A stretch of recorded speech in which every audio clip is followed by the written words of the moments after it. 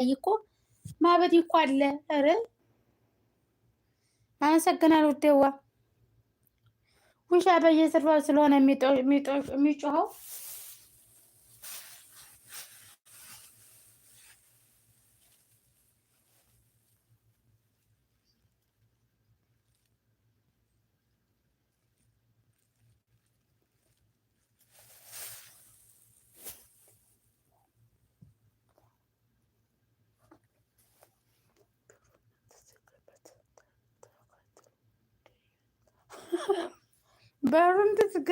በሩን ትዝጋበት ተከትሎ እንዲሄድ አላልክም? አንተ ሙስሊም ተሆንክ ተከትሎ እንዲሄድ። አይ የሌላ ሃይማኖት ተከታይ ተሆንክ አይከተልህም፣ እርግጠኛ ነኝ።